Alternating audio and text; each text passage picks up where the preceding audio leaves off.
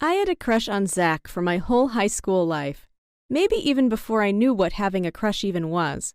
We were close friends in middle school and then drifted apart as the years went by, but we always stayed friendly with each other. When we would walk past in the hallway, we would say hello and return to our conversation with our friends. All this time, though, I've been madly in love with him. Every time I see him with another girl, I get a sinking feeling in my stomach.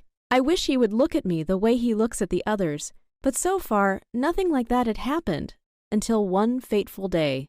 All of my friends know that I would do pretty much anything to be with Zach, and they continuously tease me about my crush. Last time, when we were at Hannah's birthday party, all 6 of us were playing Truth or Dare in Hannah's basement. Most of the dares were silly, like get up and run around the room barking like a dog, or drink a can of Coke as fast as you can without stopping. But when it came to my turn, Hannah was the one to ask me, Truth or Dare. I chose Dare, as to not be called a wuss in front of all my friends. Hannah didn't even stop a beat to think, when she blurted out, I dare you to steal Zach's underwear from his locker on Monday when he's at soccer practice. There was a gleam in her eye. She knew I was caught in the crosshairs. My face went bright red. I don't think that's gonna happen. Everyone in the room told me that I had to do it. They were all staring at me with wide eyes. No way, no how. Besides, I have dance practice when he's at soccer practice, so I can't do it. Oh well, try again, I said. Hannah dared me to skip dance practice and steal the underwear. I sighed. What would I do with his dirty underwear? I said. One of my friends said to cuddle up with them. The other said to sell them on eBay. Man, they were a little weird. They were obviously no help at all. Okay, I'll do it. But I better not regret this. If I regret it, you're going to regret it even more, I said to Hannah. And then we spent the rest of the night devising the plan. After a night of cold sweats and no sleep, it was Monday morning, underwear day. All night I thought about how to chicken out, but I knew it wasn't going to happen.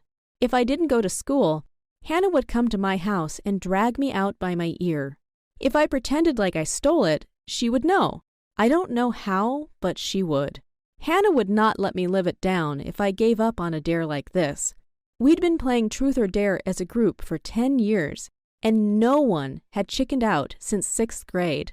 That was the night we dared our friend Beverly to jump into the principal's pool naked. We snuck out to the principal's house at midnight, ran into his backyard, and she was just about to take her clothes off to jump in when the principal's dog came barking out of his doghouse. We are surprised we didn't die that night. So, technically, she didn't chicken out, but ever since then, everyone's done their dare. It's just like a rule now. Anyway, I spent most of that day at school trying to keep an eye on Zach. I didn't want anyone to tell him that I was going to be sneaking into his locker later. Sometimes my friends liked to tease him about me, too, and I had a feeling they would try to trick him into meeting me down there to catch me. So I made sure that no one really talked to him from my group. Zach was famous. He had a lot of friends from different cliques. One of the cheerleaders was chatting with him through our entire lunch period.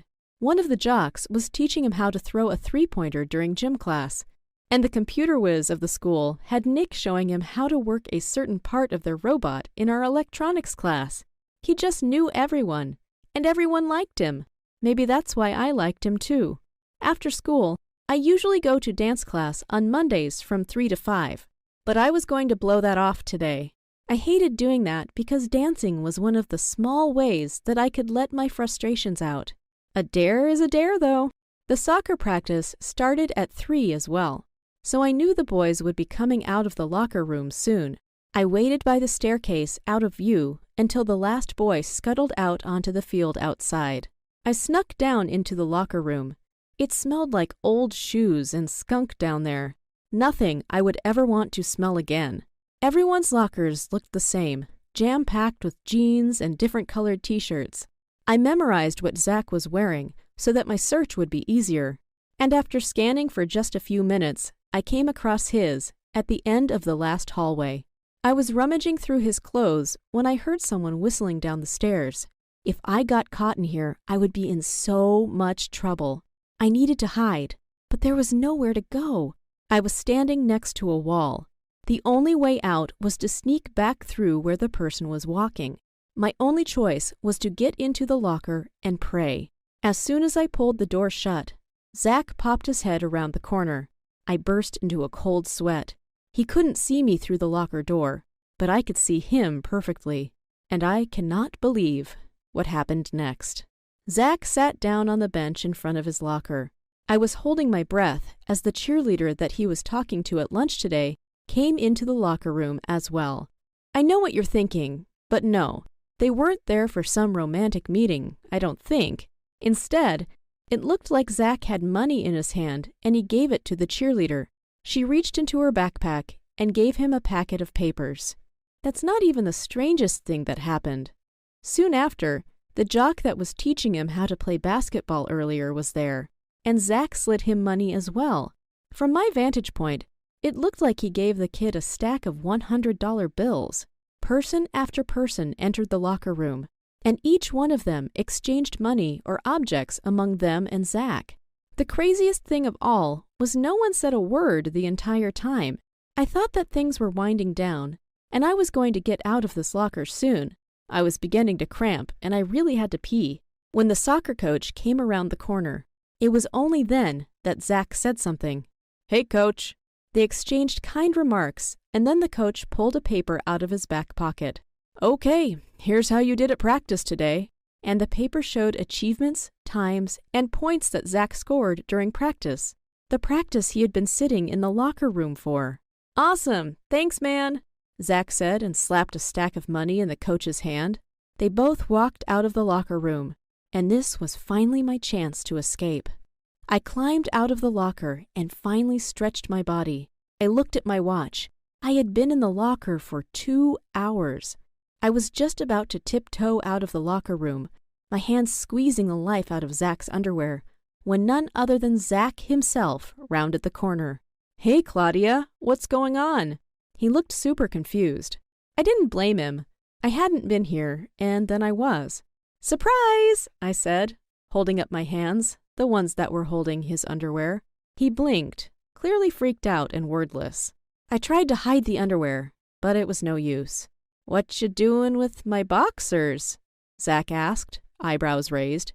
"I could ask you what you're doing handing off thousands of dollars to people, especially your soccer coach, but we could also just walk away from each other and pretend this never happened." His face went white. "You saw that?" he asked. His mind must have been blown because he stared off into the distance. "I'll tell you why I was in here if you tell me why all those people were taking money from you." "Ha, not a chance," he said, trying to take his underwear from my grubby palms. "Are you in the mob or something?" I asked, pulling the undies away from him. It took him a bit, but he finally gave in. He knew he wasn't getting out of this without some type of answer. That's when he told me that he paid everyone to do things for him. The cheerleader does all his English homework. She writes all of his essays and gives him the answers to the tests since she has the class right before him. He pays her $1,000 a week, which he gets from his rich dad. The jock teaches him how to play basketball for $200 a week. All of this left me in disbelief. Then he said that he paid the coach $1,000 a week to pretend he's a soccer star. Zach has 40 awards, countless certificates, and a scholarship to college, and he's never stepped foot onto the soccer field. His cleats hang in his locker and have never touched mud. I wondered why his locker didn't smell bad like the rest of the room. "You can't tell anyone about this," he said, putting his hand on my knee. "Why not? Isn't this extortion?" I thought to myself. "Because I would be ruined," he almost shouted. "Well, if you want me to be quiet, then you better cut me in on some kind of deal." I don't think he was expecting those words to come out of my mouth. "Whatever you want. $1,000 a week? A car? What? My parents won't even notice." "Your money sounds nice, but that's not what I want. I want you to go out with me. Be my boyfriend. You realize you're creepily holding my underwear and we're hiding in my locker, right?" I nodded, knowing full well that I sounded like a stage 5 clinger. "Okay," I said, standing up. "I guess I'll be going now. I'll have to talk to the principal before I leave school, so I better catch her on her way out." Zach grabbed my arm and squeezed. "You can't. Please. My parents would disown me." He pulled me in for a kiss, and I felt instant fireworks between us. I don't know if he felt the same way, but it honestly didn't matter because I got the boy I wanted, and I got to keep his underwear as a souvenir. My friends don't understand how a silly dare that they didn't think I would pull off could end up with me having the boyfriend of my dreams. And I'm never going to tell them that this is all a ruse to keep Zach out of prison. The more Zach and I hang out, the more he seems to actually like me. He keeps asking me if I would rather have money, and of course, I say no. I would never choose money over him. However, I have asked him if he ever plans to stop paying everyone to do his responsibilities for him. He said that if he makes it into the college of his dreams, he'll stop paying people to do his work. For some reason, I don't believe him. He wants to go to a really prestigious school, and I know he's not really smart enough to be accepted. If he actually does get in, he'll fail miserably once he has to do his own schoolwork. That's why I've begged him to pay off the admissions counselors for both of us to get in. That way, I can keep a better eye on him. All we have to do now is wait for our admissions results to come back. We'll know if we have the grades to get in, and if we don't, he said he'd make sure that we're both walking down those tree-lined sidewalks by next fall. He'd bet his money on it. Hello, my name is Emily. I'm much like you in many ways, perhaps. I have a normal suburban house. I have 2 parents that love me. I go to high school and I love animals. But one thing in my life is possibly nothing like anything you've ever experienced. My sister Amy. Amy was not normal. She never had been. She held a burning hatred for me from the moment I was born. My parents told me she once tried to put me into a washing machine and turn it on to see if it would hurt me. She called it an experiment. Thankfully, my parents intercepted her cruel antics and began to distance her from me since then. Amy was cruel and scary, even to my parents. Growing up, I could see how they fawned over me and cherished me, while they would always walk on eggshells around Amy, terrified of accidentally sending her into one of her angry fits. I once brought a little puppy home from the street and Amy became utterly enraged to see him there. She screamed at the top of her voice about how her parents had denied her a dog for years and how unfair it was that they were allowing me to keep one. I told her we could share the puppy together. I was young, and I hoped that she would love me. I had no idea what she truly was. We kept the puppy, Terrence, together. Amy, however, wouldn't let me play with him or even come near him. Even if I cried and cried, Amy would simply laugh cruelly from the other side of the locked door while little Terrence would bark on. It was torture. One day when Amy was in school, I broke the lock of her room and stole Terrence. I just wanted to play with him for a little while. He seemed so excited to be out of that cramped room too, his little tail wagging all around.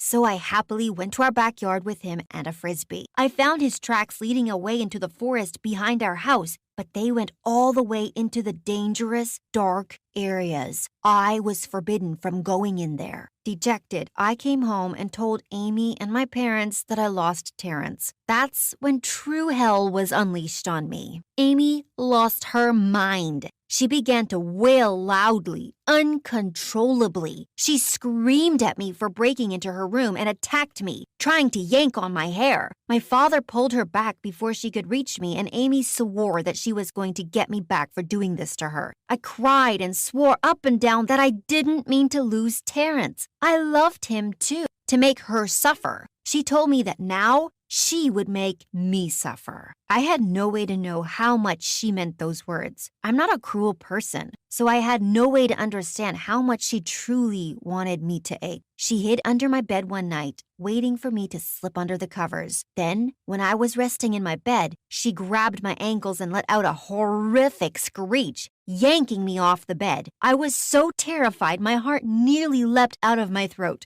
I cried for my parents as I crashed on the floor. Amy stood up and laughed at me, walking away with a pompous bounce. Weeks after that day, I went on a date with Henry Hills, the cutest boy in our school. I was so excited about this. I could barely stand it. He took me out for dinner and ice cream, and then I brought him home to meet my family. When I took him to my room, however, the sight before him made him scream. All of my dolls were hung by noose around their neck. They swung side to side from the ropes attached to the rafters, like so many bodies. Henry Hills ran out of my room. He never spoke to me again since that day. The reports of my house of horrors spread like wildfire, and no one from school would come to my house anymore. They were all terrified of Amy. How could she do this? What the hell was wrong with Amy? I knew she was sick, but this was getting out of hand. What I didn't know was that she was just getting started. She snuck into my room the night before the spring dance at school. She climbed in through the window with a pair of scissors. Here's something fun. When you're in a long-term relationship, you'll often find yourself doing this thing with your partner where you'll say, when we have kids, I hope they have this trait of yours. And today my husband was like, I hope our kids will be as resilient and determined as you. When I was 11 years old, I got in a fight with my mum when she was picking me up from school, and I was being so rude that she wanted to teach me a lesson and scare me a little bit. So she said, you can find your own way home. Left me outside of my classroom, got in her car and drove off. Now, realistically, she was just doing the block and was going to come back and pick me up, hoping that I would be apologetic. But I wasn't. I was very stubborn and was like, I can find my own way home. And I decided to run home. I, in fact, sprinted from the school grounds and ran into a close family friend who offered to give me a lift, which I accepted, and I got home by my own means. Now, my mum did do the block and not only came back to me not being where she left me, but to one of my friends saying, yeah, I saw her get in the car with some weird guy. Imagining my mum's soul leaving her body that day is enough for me to not ever want kids, let alone kids like me. Story time about how I had to beat my grandma's ass. So to give you a quick little backstory about my grandma was not innocent. She used to run the streets back in her day. So I wasn't that close to my grandma, and neither was my mom, but my mom would still try to help her out from time to time and give her money. So one day, my dumb grandma and her dumb old friends decided to go rob a bunch of people. Now, of course, they old asses get caught, and my mother had to bail them out. So after my mom gets her from the jail, she's going on the whole time in the car like, you should have given me more money. So they're arguing and everything. And my mom's like, I don't understand why you're complaining. I always help you out when you ask me. My grandma feels like she shouldn't have to ask because she's her mother. So we're bringing my grandma back to her house. And as soon as we pull in the driveway, she gets out of the car and slams the door and goes inside. So as me and my mom are walking up the stairs to get inside, my grandma opens the door with a pistol. She's threatening to shoot her if she doesn't give her more money. Like for part 2. Story time about how I had to beat my own grandma's ass. So like I said in part 1, that old ass lady pulled out a pistol on my goddamn mama. Now, mind you, we are in the hood, so seeing pistols is not a big thing to most people in that neighborhood. Long story short, nobody called the cops, so we had to handle it ourselves. So I'm trying to calm my grandma down, and then she aims it at me.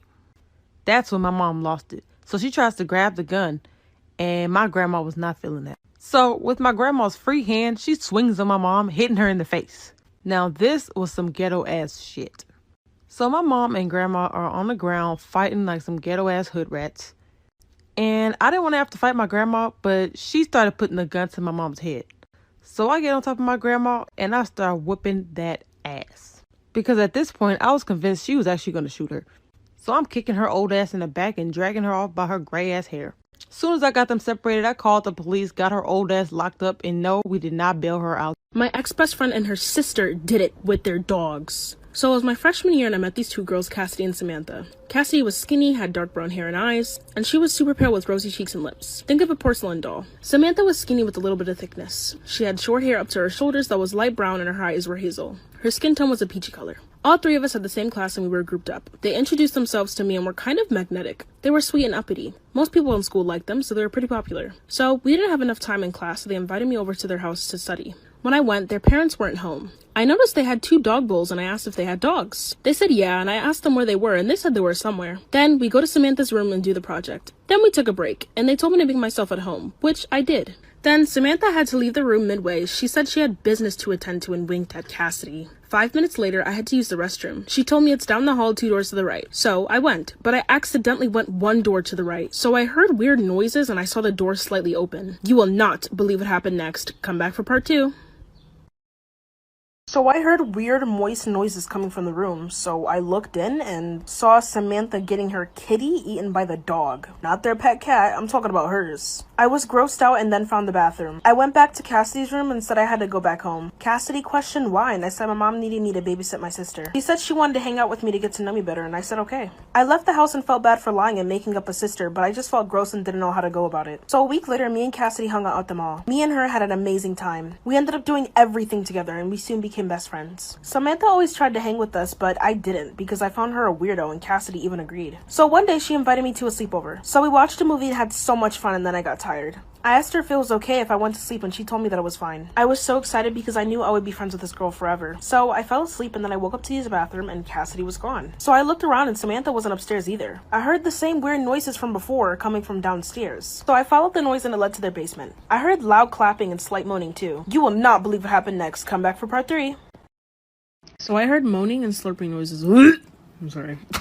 I went downstairs and peeked through the wall. They couldn't see me though since they were faced back towards me. One of them was literally hooking up with their dog and the other was getting their kitty licked. Samantha and Cassidy were both performing bestiality. This is sexual abuse, mind you, since animals, like dogs in this example, can't give consent. I decided to record to show my other bestie, Caroline, since she wouldn't have believed me. I almost puked while recording it. I ran back upstairs, packed all of my stuff, and left. Cassidy tried to FaceTime me 5 times, but I blocked her and Samantha's number after she did that.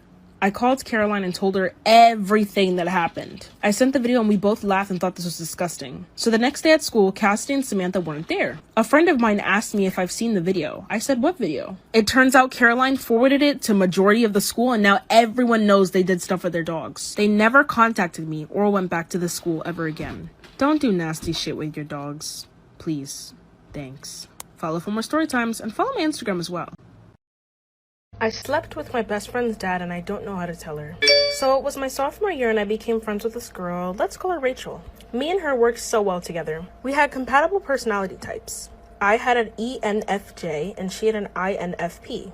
Astrologically, we were compatible as well.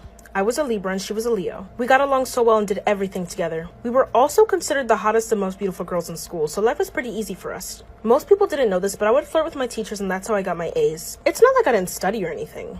I just wanted an A+, not a B. I slept and flirted with about 3 different teachers, and due to this I had a 4.0 GPA, which is pretty damn good. So one day Rachel invited me over to her house and she lived in a really nice house. I saw her dad and I said hello and he was really hot. He kind of looked at me a certain way too. So one day we were watching a movie and she had to run to the bathroom quickly. Her dad came by and sat next to me. He said I was really cute and that he was glad that his daughter had a friend like me. Then we talked and flirted more and he began rubbing my leg. You will not believe what happened next. Come back for part 2. Then he leaned in and kissed me. I kissed him back because, well, duh, he was hot as heck. Then he stood up as soon as Rachel came by and told Rachel we were just having a conversation that he liked me a lot. He said bye and gave me his number just in case of emergencies in front of her, so she knew. She thought this was normal, which it is for some parents, of course. I thought it was sweet, but obviously it wasn't for emergencies. Flash forward, one day after school, Rachel had track practice. I wanted to hang out, so she suggested I wait at her house, and I did. I went to her house and rang the doorbell and her dad answered. He said, hey gorgeous, and I smiled and said, hello handsome. Then we talked for a bit and then we started kissing and one thing led to another and we hooked up.